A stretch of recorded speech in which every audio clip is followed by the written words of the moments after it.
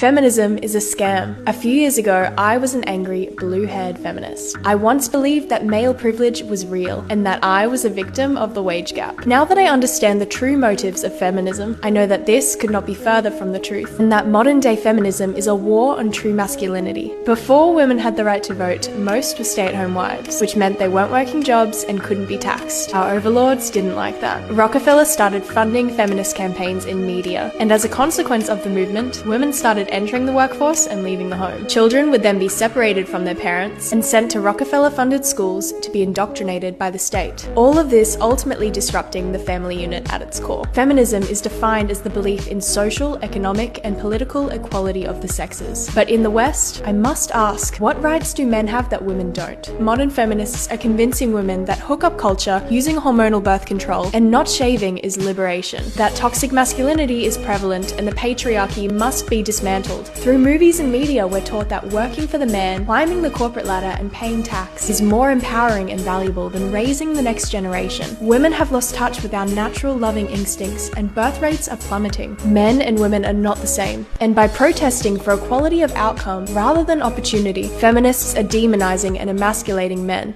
Casual sex and birth control were once used as symbols for the women's liberation movement, but they're doing the exact opposite. For women, true liberation is becoming educated on our bodies and natural cycles, and knowing the risks of birth control so that we can make informed decisions over our bodily autonomy. Ladies, your cycle is not just some minor inconvenience. It is critical to producing progesterone, the most protective hormone in your body. Unlike a normal menstrual cycle, birth control delivers a large dose of synthetic estrogen, cutting the signal from the brain to the ovaries and preventing progesterone production. That is why birth control usage has been associated with autoimmune issues, depression, suicide, infertility, and gut problems. Studies show that birth control is linked to a 20% increase in breast cancer and a 300% increase in suicide. How many of your doctors told you this before prescribing it? There are even studies showing that women's attraction and preference of partners alter when on birth control. It changes how we interpret pheromones and scent, causing women to choose more feminine men